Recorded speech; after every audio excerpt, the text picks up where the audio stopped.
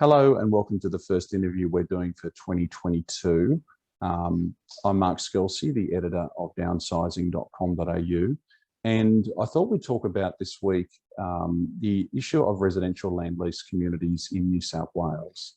So we've published a story in the downsizing.com.au newsroom about the fact that in New South Wales, they're actually going to look at introducing much clearer rules around age eligibility for residential land lease communities. So in the past, it's been a little bit foggy as to whether residential land lease communities, of which are a very increasing form of retirement living, you've actually been able to say that that community can only be occupied by people, say, 50 and up. And what's interesting as well is that Victoria has made a very different decision here. It's decided that it's not appropriate to have any form of age eligibility or minimum ages in land lease communities. New South Wales appears to be going in a different direction.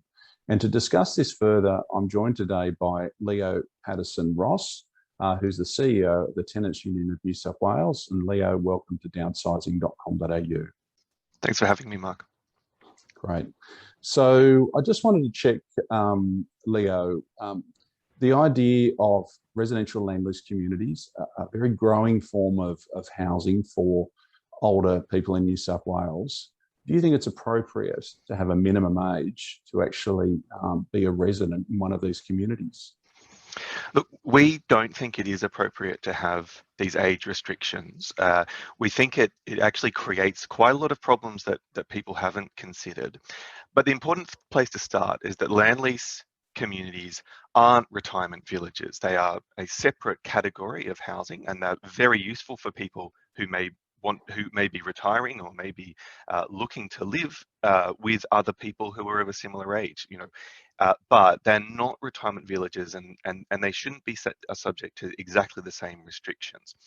Our main problems with the way that age restrictions are put in place, putting aside whether it's currently lawful or not under both our residential laws and also our discrimination laws, is that it's often applied very inconsistently. You can get situations where a person is living with an age restriction, and right next door they have a holiday site where a young family can come in summer and be right next to them. So having this restriction in place immediately kind of shows that the application isn't consistent, and a person who thought they were being promised that they would only be housed near similarly aged people just isn't the case.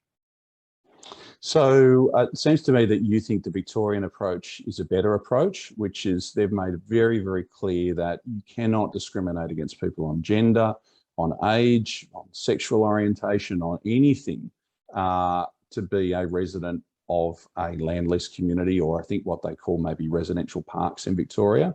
You think this is a better approach, and the way that the retirement living industry in Victoria deals with this is through marketing. They say this is a community that's appropriate for downsizers, appropriate for the retired or semi-retired, or through the type of housing they provide. I'm pretty clear that you think that's a better approach.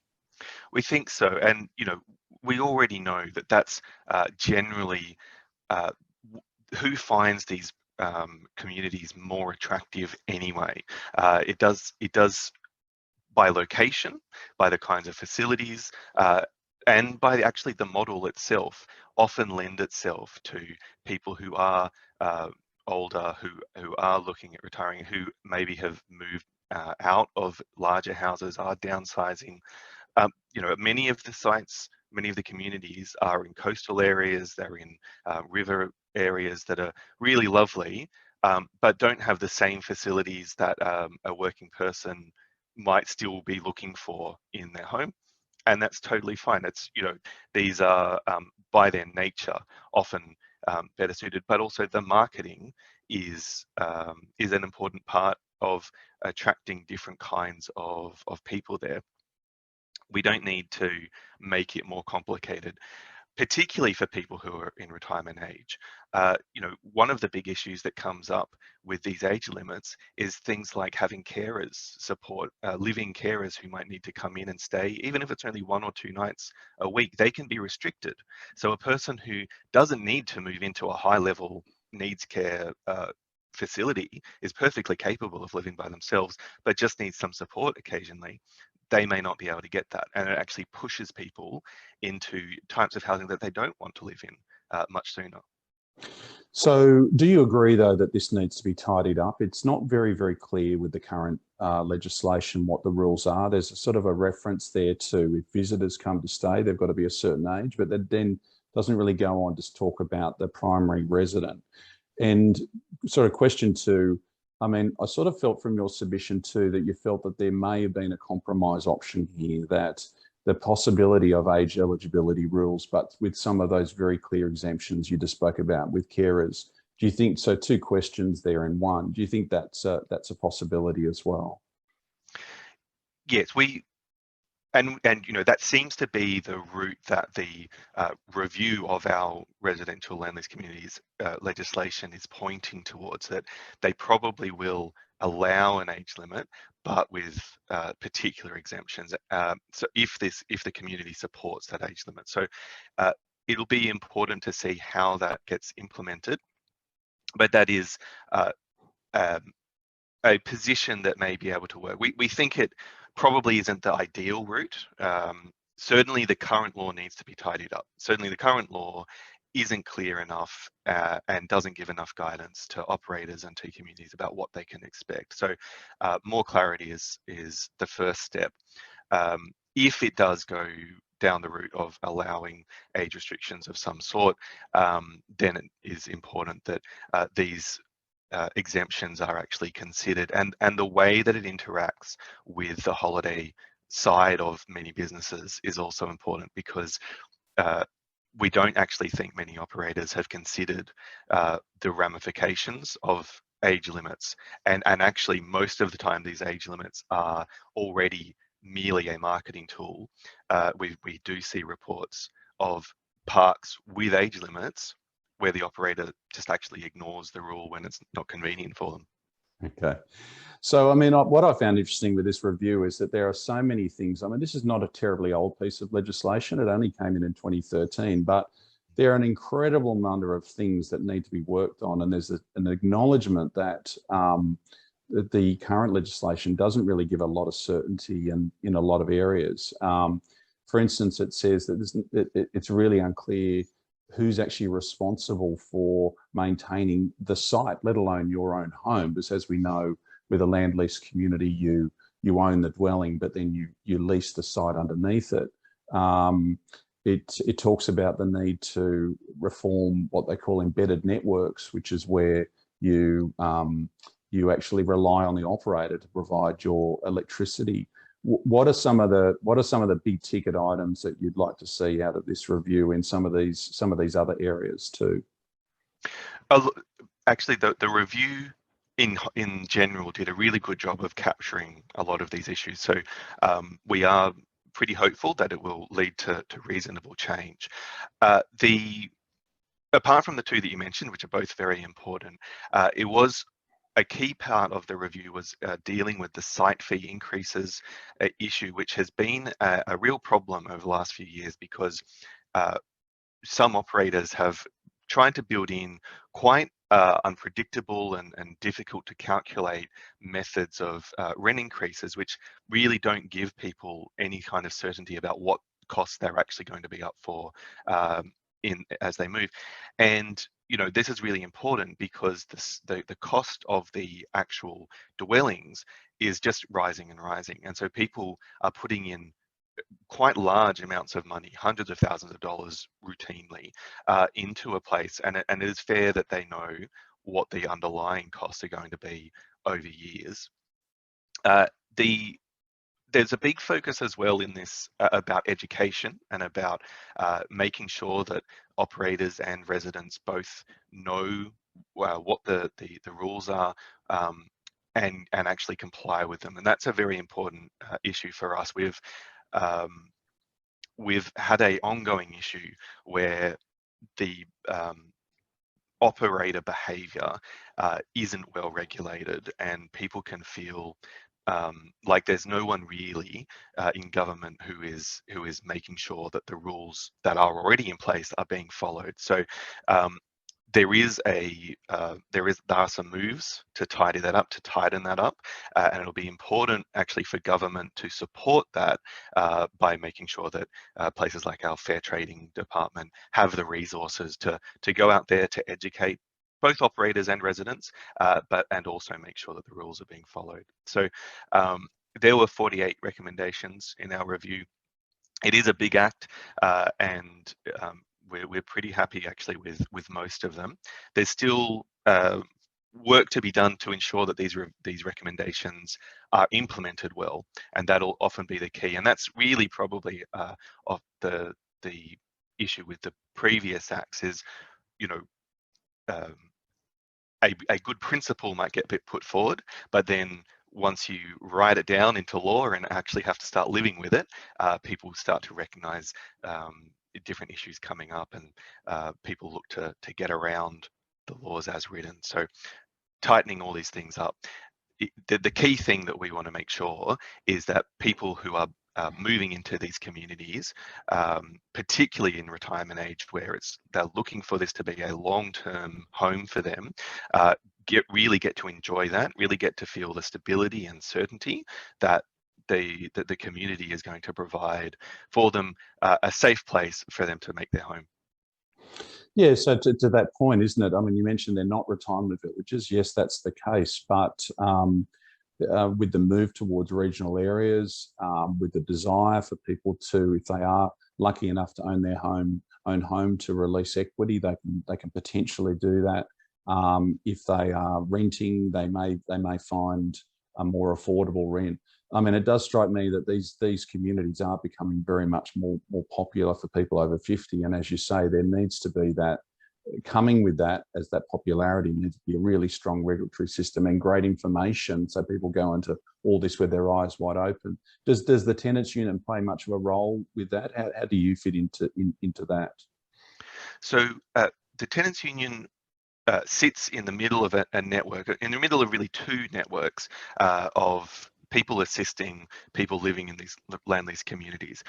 There are the tenants advice and advocacy services around the state who can give legal advice and information to people living in land lease communities, as well as every other tenant.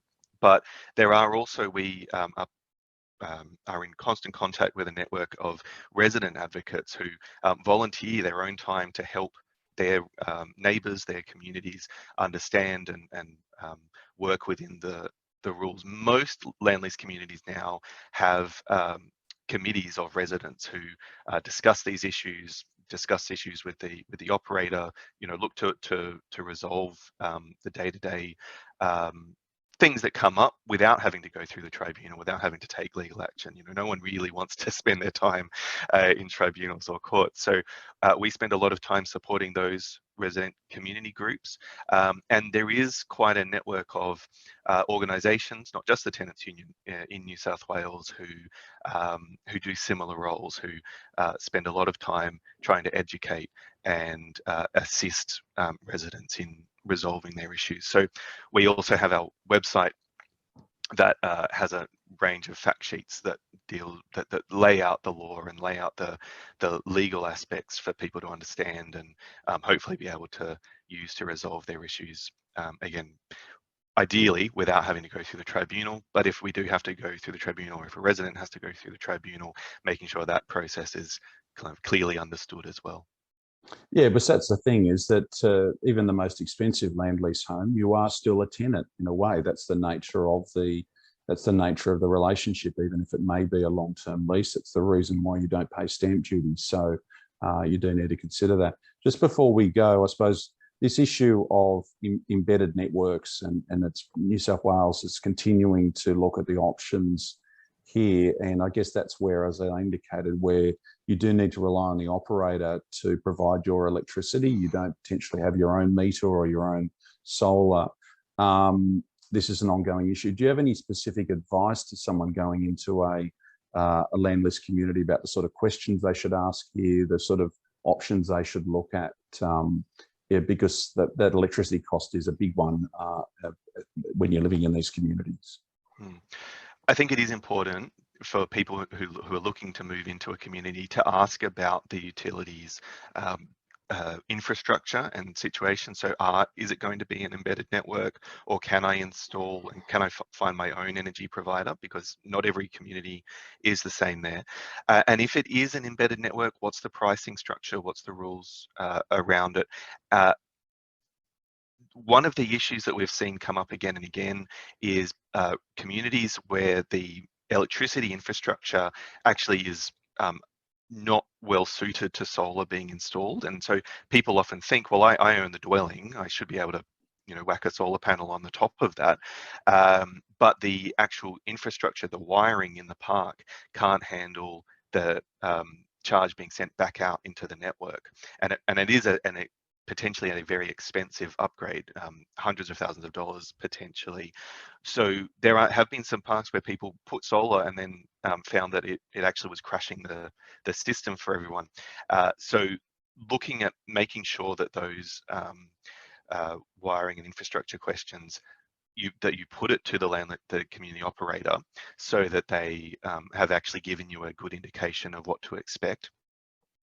And if it is an embedded network, doing a bit of research into who's actually operating it. Is it the operator themselves, the owner of the park, or is it a third party?